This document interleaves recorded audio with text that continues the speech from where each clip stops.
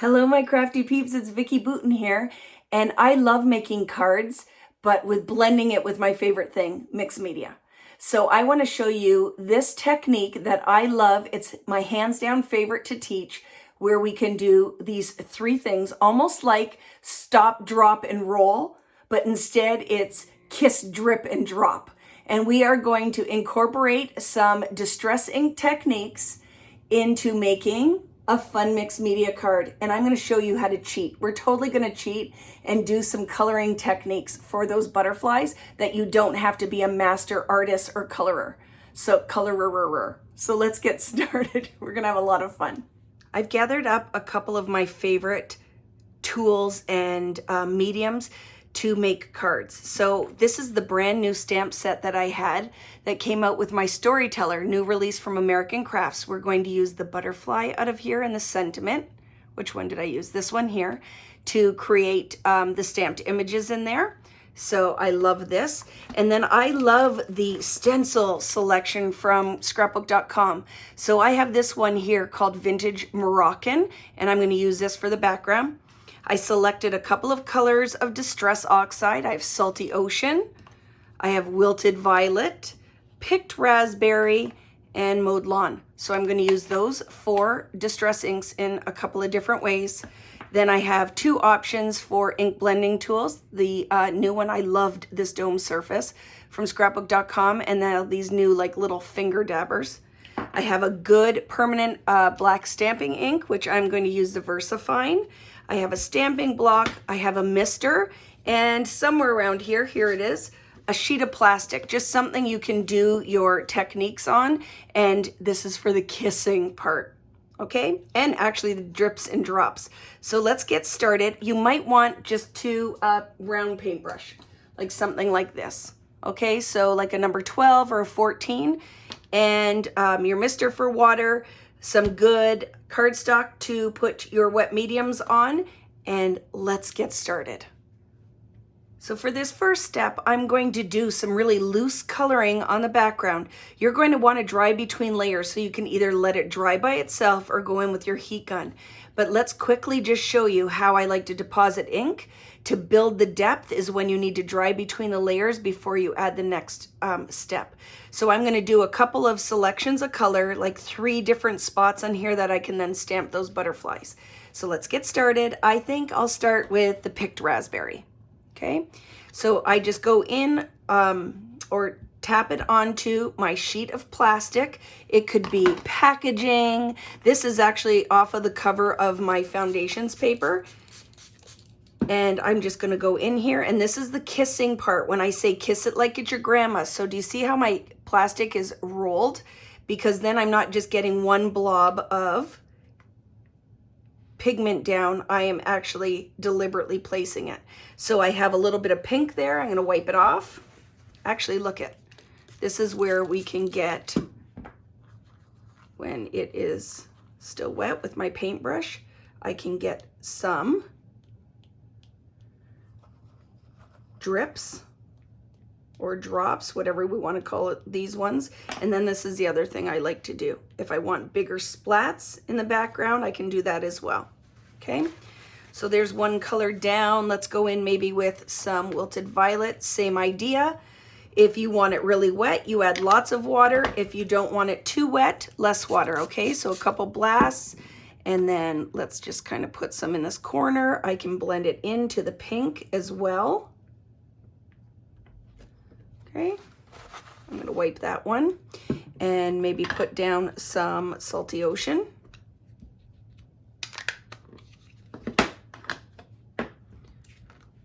Same idea, wet it, kiss it in, and I will get my heat gun out as well so that I can get some dried layers so we can build some of the depth. And how about a little bit of the Mowed Lawn? Okay, and I'm gonna watch. I don't want to make mud, so I'm not gonna blend the green into my purple. I'm just gonna make the green dance around with the blues. Okay, And grab your heat gun, dry this layer, and then I'm gonna come in and tap and drip a little bit more color on here, and this is good to go. We can start stamping on it.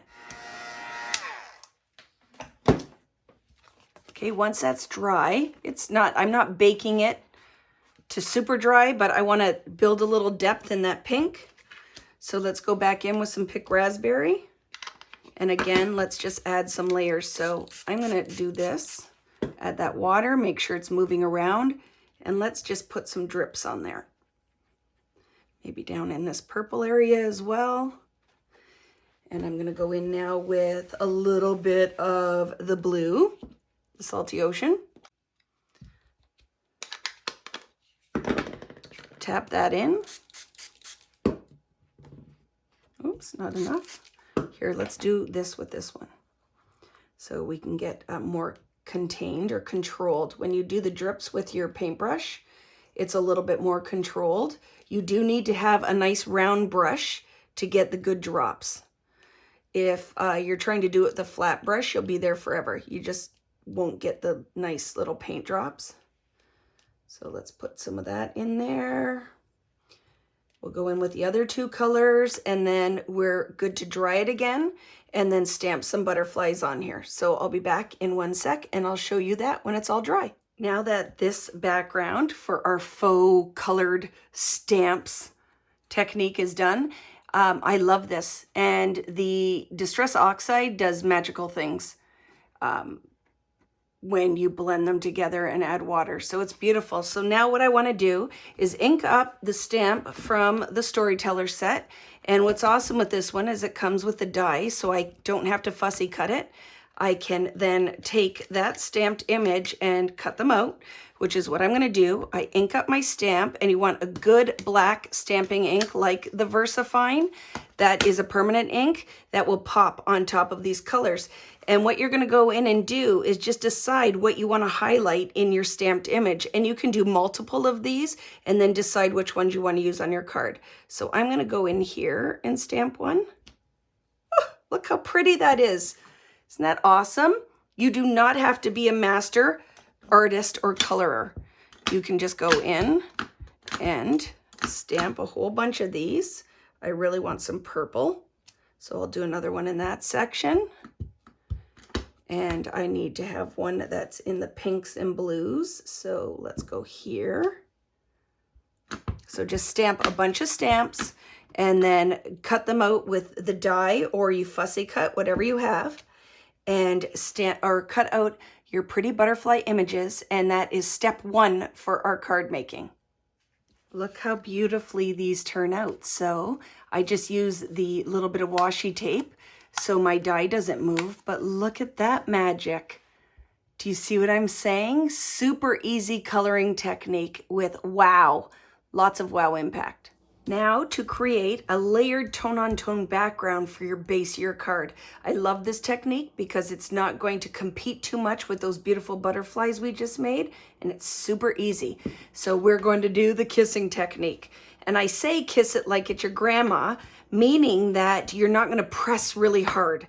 You're going to be gentle, just like you would with your frail grandma. So I'm using Salty Ocean, and again, a little bit of misting, and buckling the paper, and then just kissing it so it can be kind of deliberate placement of the ink on your background. And you don't want to get too crazy with this because you're going to do another step with the stencil. But that's it. You just layer some pigment on, dry it, and that's the first step in this layered background for the card making for our butterfly card. Isn't that the quickest watercolor background? Super fast, looks beautiful with Distress ink. And now just to elevate it a little bit, this is where we can do some tone-on-tone stenciling. So I'm again using this vintage Moroccan stencil from Scrapbook.com, and I'm going to center the pattern on my background, and you can tack it down with a little bit of washi tape or painter's tape. You could stick your background down as well, but I am going to, just because I don't feel like doing that, let's go fast. I'm going to use my same color, Salty Ocean, load up my domed. This is the best one. I love it. Blending tool, and I'm going to go in here now and just build this kind of tone on tone background. Stencils are your friends. Stencils and stamps can make everyone feel like a master artist. So you just want really beautiful background patterns that you can then go through with whatever ink, paint, art crayons, whatever you want to do, and do really quick and easy backgrounds. So I love that. Didn't that turn out beautifully? A very simple tone-on-tone pattern that these butterflies are going to perfectly pop on top of when I put it on my card base. So I love that. And this is how anyone can make really simple and fast mixed media cards with a couple of quick tips or tricks or techniques. And all you have to do is use your KISS drip and drop technique and your favorite stamp and stencil set. I love this. Colors are a little different in this one, but look at the beautiful outcome. I can't wait to see what you guys are going to make with a couple of really easy and fast mixed media tips and tricks for card making.